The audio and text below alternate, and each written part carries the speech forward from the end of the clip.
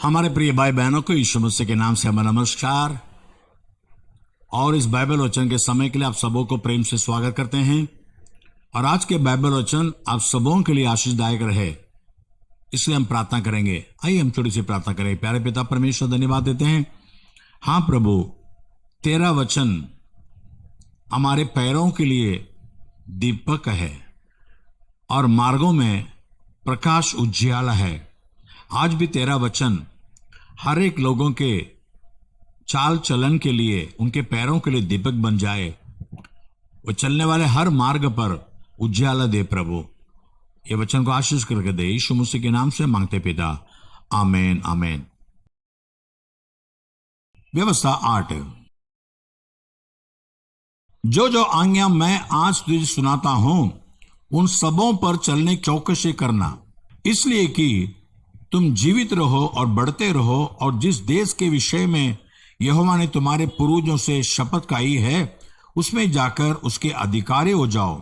और स्मरण रख कि तेरा परमेश्वर यहोवा उन 40 वर्षों में तुझे सारे जंगल के मार्ग में से इसलिए ले आया है कि वह तुझे नम्र बनाए और तेरी परीक्षा करके यह जान ले कि तेरे मन में क्या है, और कि उसकी आज्ञाओं का पालन करेगा या नहीं। उसने तुझको नम्र बनाया और भूखा भी होने दिया। फिर वह मन्ना, जिसे न तू और न तेरे पुरखा ही जानते थे, वही तुझको खिलाया, इसलिए कि वह तुझको सिखाए कि मनुष्य केवल रोटी ही से ही नहीं जीवित रहता, परंतु जो जो वचन यहोवा के मुंह से निकलते हैं उन्हीं से वह जीवित रहता है। इन 40 वर्षों में तेरे वस्त्र पुराने न हुए और तेरे तन से भी नहीं गिरे और न तेरे पांव फूले। फिर अपने मन में यह तो विचार कर कि जैसा कोई अपने बेटे को ताड़ना देता है, वैसा ही तेरा परमेश्वर यहोवा तुझको ताड़ना देता है। इसलिए अपने परमेश्वर यहोवा की आज्ञाओं का पालन करते हुए उसके मार्गों पर चलना और उसका भय मानते रहना, क्योंकि तेरा परमेश्वर यहोवा तुझे एक उत्तम देश में लिए जा रहा है, जो जल की नदियों का और तराइयों और पहाड़ों से निकले हुए गहरे गहरे सोते का देश है। फिर वह गेहूं, जौ, दाखलताओं, अंजीरों और अनारों का देश है, और तेल वाले जैतून और मधु का भी देश है। उस देश में अन्न की महंगी न होगी और न उसमें तुझे किसी पदार्थ की घटी होगी। वहां के पत्थर लोहे के हैं और वहां के पहाड़ों में से तू तांबा खोदकर निकाल सकेगा, और तो पेड़ भर खाएगा। और उस उत्तम देश के कारण जो तेरा परमेश्वर यहोवा तुझे देगा, उसे धन्य मानेगा। इसलिए सावधान रहना, कहीं ऐसा न हो कि अपने परमेश्वर यहोवा को बोलकर उसकी जो जो आज्ञा, नियम और विधि मैं आज तुझे सुनाता हूं, उसका मानना छोड़ दे। ऐसा न हो कि जब तो खाकर तृप्त हो और अच्छे अच्छे घर बनाकर उनमें रहने लगे, और तेरी गाय बैलों और भेड़ बकरियों की बढ़ती हो, और तेरा सोना चांदी और तेरा सब प्रकार का धन बढ़ जाए, तब तेरे मन में अहंकार समा जाए और तो अपने परमेश्वर यहोवा को भूल जाए, जो तुझको दासत्व के घर अर्थात मिस्र देश से निकाल लाया है, और उस बड़े और भयानक जंगल में से ले आया है, जहां तेज विश्व वाले सर्प और बिच्छू है, और जल रहित सूखे देश में उसने तेरे लिए चकमक की चट्टान से जल निकाला, और तुझे जंगल में मन्ना खिलाया, जिसे तुम्हारे पुरखा जानते भी न थे, इसलिए कि वह तुझे नम्र बनाए और तेरी परीक्षा करके अंत में तेरा भला ही करे। और कहीं ऐसा ना हो कि तो सोचने लगे कि वह संपत्ति मेरे ही सामर्थ्य और मेरे ही बुझपल से मुझे प्राप्त हुई, पर तो तू अपने परमेश्वर यहोवा को स्मरण रखना, क्योंकि वही है जो तुझे संपत्ति प्राप्त करने की सामर्थ्य इसलिए देता है कि जो वाचा उसने तेरे पूर्वजों से शपथ खाकर बांधी थी उसको पूरा करे, जैसा आज प्रकट है। यदि तो अपने परमेश्वर यहोवा को भूलकर दूसरे देवताओं के पीछे हो लेगा और उनकी उपासना और उनको दंडवत करेगा, तो मैं आज तुमको चिता देता हूं कि तुम निस्संदेह नष्ट हो जाओगे। जिन जातियों को यहोवा तुम्हारे सम्मुख से नष्ट करने पर है, उन्हीं के समान तुम भी अपने परमेश्वर यहोवा का वचन न मानने के कारण नष्ट हो जाओगे। व्यवस्था अध्याय 9। हे इज़राइल, सुन, आज तो यरदन पार इसलिए जाने वाला है कि ऐसी जातियों को जो तुझसे बड़ी और सामर्थी है, और ऐसे बड़े नगरों को जिनकी शहरपना आकाश से बातें करती है, अपने अधिकार में ले ले। उनमें बड़े बड़े और लंबे लंबे लोग अर्थात अनाकवंशी रहते हैं, जिनका हाल तू जानता है, और उनके विषय में तूने यह सुना है कि अनाकवासियों के सामने कौन ठहर सकता है। इसलिए आज तो यह जान ले कि जो तेरे आगे भस्म करने वाली आग के समान पार जाने वाला है, वह तेरा परमेश्वर यहोवा है, और वह उनका सत्यानाश करेगा, और वह उनको तेरे सामने दबा देगा, और तो यहोवा के वचन के अनुसार उनको उस देश से निकालकर शीघ्र ही नष्ट कर डालेगा। जब तेरा परमेश्वर यहोवा उन्हें तेरे सामने से निकाल चुके, तब यह न सोचना कि यहोवा तेरे धर्म के कारण तुझे उस देश का अधिकारी होने को ले आया है, किंतु उन जातियों की दुष्टता ही के कारण यहोवा उनको तेरे सामने से निकालता है। तू जो उनके देश का अधिकारी होने के लिए जा रहा है, इसका कारण तेरा धर्म या मन की सीधाई नहीं है। तेरा परमेश्वर यहोवा जो उन जातियों को तेरे सामने से निकालता है, उसका कारण उनकी दुष्टता है। और यह भी कि जो वचन उसने अब्राहम, इसहाक और याकूब तेरे पूर्वजों को शपथ खाकर दिया था, उसको वह पूरा करना चाहता है। इसलिए यह जान ले कि तेरा परमेश्वर यहोवा जो तुझे वह अच्छा देश देता है कि तू उसका अधिकारी हो, उसे वह तेरे धर्म के कारण नहीं दे रहा है, क्योंकि तू तो एक हठीली जाति है। इस बात का स्मरण रख और कभी भी न भूलना कि जंगल में तूने किस किस रीति से अपने परमेश्वर यहोवा को क्रोधित किया, और जिस दिन से तो मिस्र देश से निकला है, जब तक तुम इस स्थान पर न पहुंचे, तब तक तुम यहोवा से बलवा ही बलवा करते आए हो। फिर होरेब के पास भी तुमने यहोवा को क्रोधित किया, और वह क्रोधित होकर तुम्हें नष्ट करना चाहता था। जब मैं उस वाचा के पत्थर की पाटियों को जो यहोवा ने तुमसे बांधी थी लेने के लिए पर्वत के ऊपर चढ़ गया, तब 40 दिन और 40 रात पर्वत ही के ऊपर रहा, और मैंने न तो रोटी खाई न पानी पिया।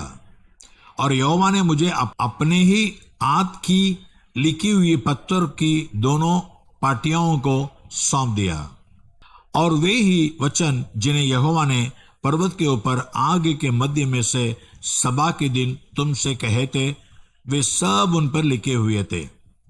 और 40 दिन और 40 रात के बीत जाने पर यहोवा ने पत्थर की 2 वाचा की पाटियां मुझे दे दी, और यहोवा ने मुझसे कहा, उठ, यहां से झटपट नीचे जा, क्योंकि तेरी प्रजा के लोग जिनको तू मिस्र से निकाल कर ले आया है, वे बिगड़ गए हैं। जिस मार्ग पर चलने की आज्ञा मैंने उन्हें दी थी, उसको उन्होंने झटपट छोड़ दिया है, अर्थात उन्होंने तुरंत अपने लिए एक मूर्ति ढालकर बना ली है।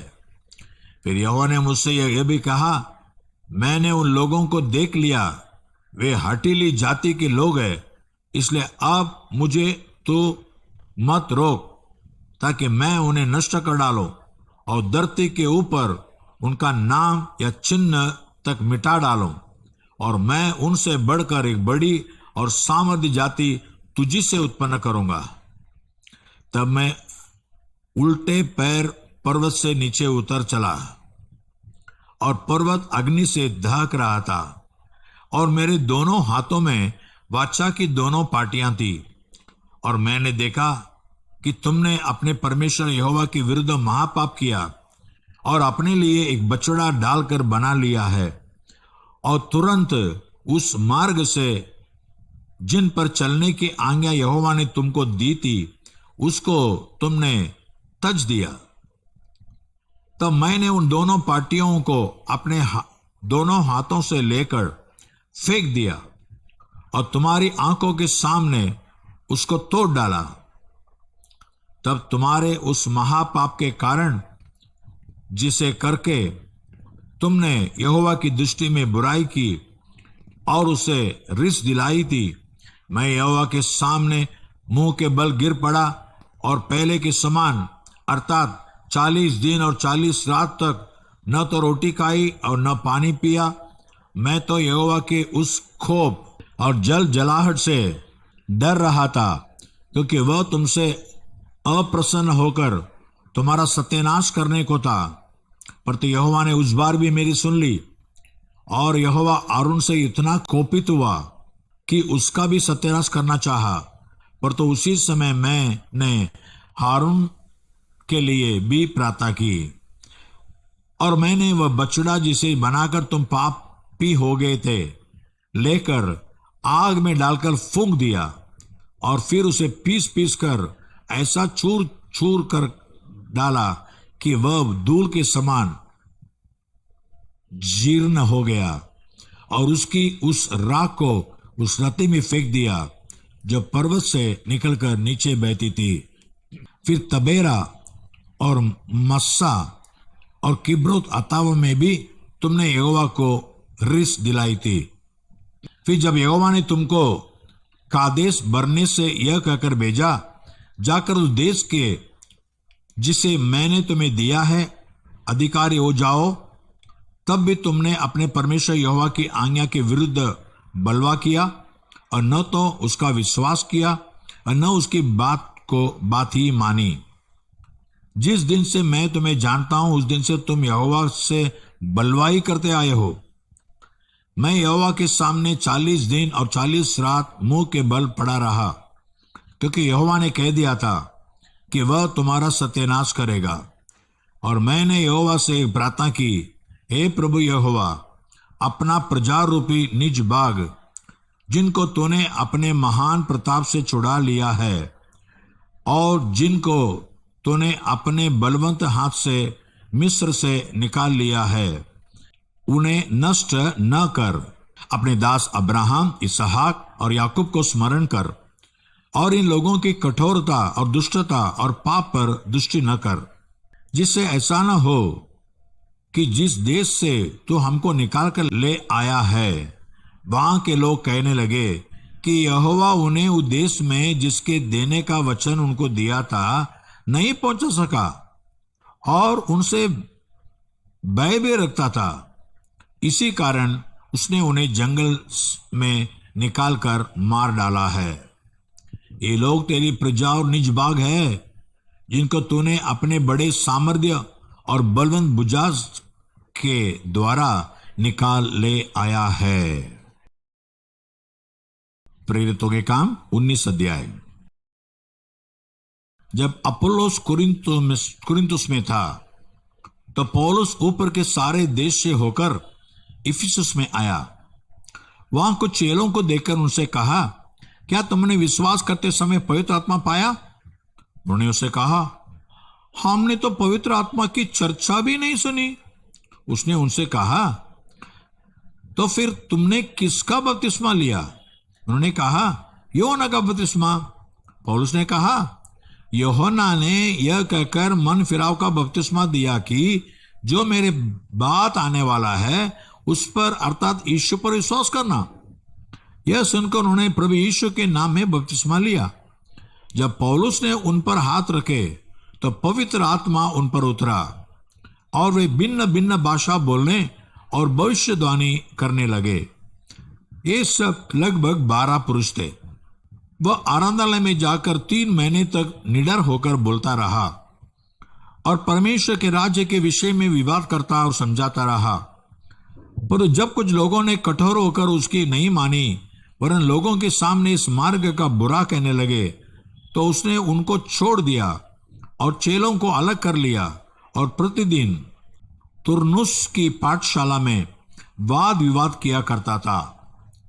2 वर्ष तक यही होता रहा, यहां तक कि आशिया के रहने वाले क्या यहूदी क्या यूनानी सब ने प्रभु का वचन सुन लिया। परमेश्वर पौलुस के हाथों से सामर्थ्य के अनोखे काम दिखाता रहा, यहां तक कि रुमाल और अंगोचे उसकी देह से स्पर्श कराकर बीमारों पर डालते थे तो उनकी बीमारियां जाती रहती थी और दुष्टात्माएं उनसे निकल जाया करती थी। पर तो कुछ यहूदी जो जाड़ा फूंकी करते फिरते थे यह करने लगे कि जिनमें दुष्टात्मा हो उन पर प्रभु यीशु का नाम यह कहकर फूंके, जिस यीशु का प्रचार पौलुस करता है मैं तुम्हें उसी की शपथ देता हूं। और स्विक्वा नाम के एक यहूदी महायाजक के 7 पुत्र थे जो ऐसा ही करते थे। पर दुष्टात्मा ने उनको उत्तर दिया, यीशु को मैं जानती हूं और पौलुस को भी पहचानती हूं, और तो तुम कौन हो? और उस मनुष्य ने जिसमें दुष्ट आत्मा थी उन पर लपक कर और उन्हें वश में लाकर उन पर ऐसा उपद्रव किया कि वे नंगे और घायल होकर उस घर से निकल भागे। यह बात इफिसुस के रहने वाले सब यहूदी और यूनानी भी जान गए और उन सब पर भय छा गया और प्रभु यीशु के नाम की बड़ाई हुई। जिन्होंने विश्वास किया था उनमें से बहुत ने आकर अपने अपने कामों को मान लिया और प्रकट किया। जादू करने वालों में से बहुतों ने अपनी अपनी पोतियां इकट्ठी करके सब के सामने जला दी, और जब उनका दाम जोड़ा गया तो 50,000 चांदी के सिक्कों के बराबर निकला। इस प्रकार प्रभु का वचन बलपूर्वक फैलता और प्रबल होता गया। जब ये बातें हो चुकी तो पौलुस ने आत्मा में ठाना कि मकदुनिया और अखाया से होकर यरूशलेम को जाऊं, और कहा वहां जाने के बाद मुझे रोम को भी देखना अवश्य है। इसलिए अपनी सेवा करने वालों में से तीमुथियुस और इरास्तुस को मकिदुनिया बेचकर आप कुछ दिन आसिया में रह गया। उस समय उस पंथ के विषय में बड़ा हुल्लड़ हुआ, क्योंकि देमेत्रियस नाम का एक सुनार अर्तिमिस के चांदी के मंदिर बनवाकर कारीगरों को बहुत काम दिलाया करता था। उसने उनको और ऐसी वस्तुओं के कारीगरों को इकट्ठा करके कहा, हे मनुष्यों, तुम जानते हो कि इस काम से हमें कितना धन मिलता है। तुम देखते और सुनते हो कि केवल इफिसुस ही में नहीं वरन प्रायः सारे आशिया में यह कहकर ये पौलुस ने बहुत से लोगों को समझाया और भरमाया भी है कि जो हाथ की कारीगरी है वे ईश्वर नहीं। इससे अब केवल इसी बात का ही डर नहीं है कि हमारे इस धंधे की प्रतिष्ठा जाती रहेगी, वरन यह कि महान देवी अर्तिमिस का मंदिर तुच्छ समझा जाएगा, और जिसे सारा आशिया और जगत का पूछता है उसका महत्व भी जाता रहेगा। वे यह सुनकर क्रोध से भर गए और चिल्ला चिल्ला कर कहने लगे, इफिसियों की अर्तिमिस महान है। और सारे नगर में बड़ा कोलाहल मच गया और लोगों ने मकदुनिया वासी गयुस और अरिस्तुर्कुस को, जो पौलुस के संगी यात्री थे, पकड़ लिया और एक साथ रंगशाला में दौड़ गए। जब पौलुस ने लोगों के पास भीतर जाना चाहा तो चेलों ने उसे जाने न दिया। आसिया के हाकिमों से भी उनके कई मित्रों ने उनके पास कहला भेजा और विनती की कि रंगशाला में जाकर जोखिम न उठाना। वहां कोई कुछ चिल्लाता था और कोई कुछ, क्योंकि सभा में बड़ी गड़बड़ी हो रही थी। बहुत से लोग तो यह जानते भी नहीं थे कि हम किस लिए इकट्ठे हुए हैं। तब उन्होंने सिकंदर को, जिसे यहूदियों ने खड़ा किया था, भीड़ में से आगे बढ़ाया। सिकंदर आंख से संकेत करके लोगों के सामने उत्तर देना चाहता था, परंतु जब उन्होंने जान लिया कि वह यहूदी है तो सब के सब एक शब्द में कोई 2 घंटे तक चिल्लाते रहे, इफिसियों की अरतिमिस महान है। तब नगर के मंत्री ने लोगों को शांत करके कहा, ये इफिसस के लोगों, कौन नहीं जानता कि इफिसियों के नगर महान देवी अरतिमिस के मंदिर और ज्यूस की ओर से गिरी हुई मूर्ति का टहलुआ है। अतः जबकि इन बातों का खंडन ही नहीं हो सकता, तो उचित है कि तुम शांत रहो और बिना सोचे विचारे कुछ न करो, क्योंकि तुम इन मनुष्यों को लाए हो जो न मंदिर के लूटने वाले हैं और न हमारी देवी के निंदक हैं। यदि देमेत्रियुस और उसके साथी कार्यकरों को किसी से विवाद हो तो कचहरी खुली है और हाकिम भी है, वे एक दूसरे पर नालिश करे। परंतु यदि तुम किसी और बात के विषय में कुछ पूछना चाहते हो तो नियत सभा में फैसला किया जाएगा, क्योंकि आज के बलवे के कारण हम पर दोष लगाए जाने का डर है, इसलिए कि इसका कोई कारण नहीं और हम इस भीड़ के इकट्ठे होने का कोई उत्तर न दे सकेंगे। यह कहकर उसने सभा को विदा किया। नीति वचन 29 अध्याय। जो बार बार डांटे जाने पर भी हट करता है वह अचानक नष्ट हो जाएगा और उसका कोई भी उपाय काम न आएगा। जब धर्मी लोग शिरोमणि होते हैं तब प्रजा आनंदित होती है, परंतु जब दुष्ट प्रभुता करता है तब प्रजा हाय हाय करती है। जो पुरुष बुद्धि से प्रीति रखता है अपने पिता को आनंदित करता है, परंतु वेश्याओं की संगति करने वाला धन को उड़ा देता है। राजा न्याय से देश को स्थिर करता है, परंतु जो बहुत घूस लेता है उसको उलट देता है। जो पुरुष किसी से चिकनी चुपड़ी बातें करता है वह उसके पैरों के लिए जाल लगाता है। बुरे मनुष्य का अपराध फंदा होता है, परंतु धर्मी आनंदित होकर जय जयकार करता है। धर्मी पुरुष कंगालों के मुकदमे में मन लगाता है, परंतु दुष्ट जन उसे जानने की समझ नहीं रखता। ठट्टा करने वाले लोग नगर को फूंक देते हैं, परंतु बुद्धिमान लोग क्रोध को ठंडा करते हैं। जब बुद्धिमान मूढ़ के साथ वाद विवाद करता है तब वह मूढ़ क्रोधित होता और ठट्टा करता है और वहां शांति नहीं रहती। हत्यारे लोग खरे पुरुष से बैर रखते हैं और सीधे लोगों के प्राण की खोज करते हैं। मूर्ख अपने सारे मन की बात खोल देता है, परंतु बुद्धिमान अपने मन को रोकता और शांत कर देता है। जब हाकिम झूठी बात की ओर कान लगाता है तब उसके सब सेवक दुष्ट हो जाते हैं। निर्धन और अंधेर करने वाला पुरुष एक समान है और यहोवा दोनों की आंखों में ज्योति देता है। जो राजा कंगालों का न्याय सच्चाई से चुकाता है उसकी गद्दी सदैव स्थिर रहती है।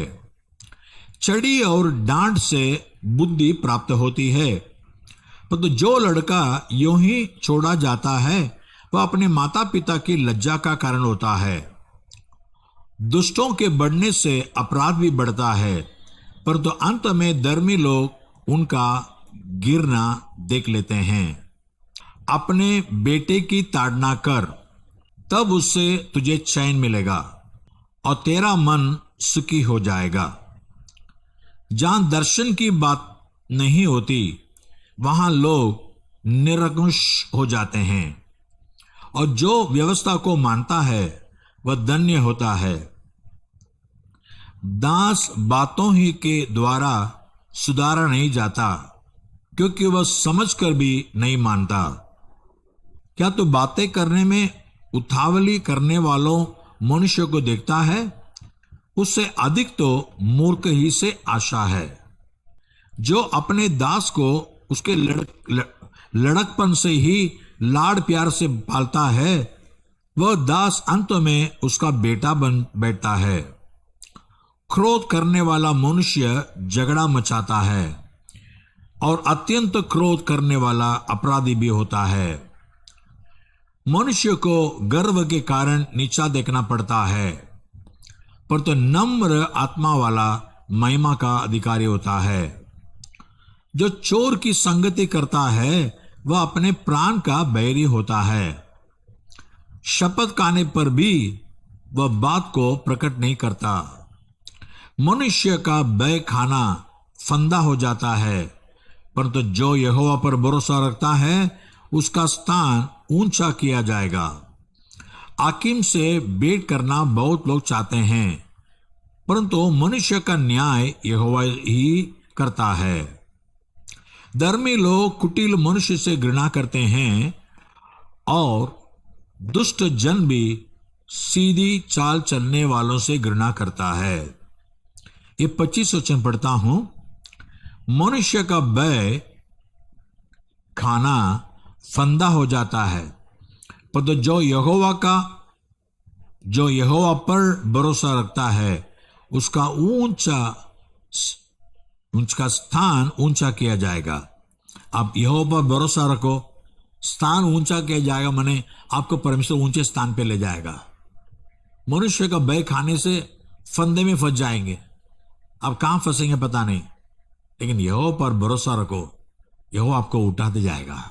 आइए हम प्रार्थना करें। परमेश्वर पिता, धन्यवाद देते हैं प्रभु आज के सारे वचनों के लिए। धन्यवाद प्रभु, वचन पढ़ने वाले, सुनने वाले, उसे मानने वाले सभी धन्य है, ऐसे तेरे वचन कहता है प्रभु। हाँ, अगर हम मनुष्य से डरते रहेंगे, मनुष्य पर भय खाते रहेंगे, तो वही हमें फंदा बन जाता है, हमारे आगे बढ़ने से रोक बन जाता है।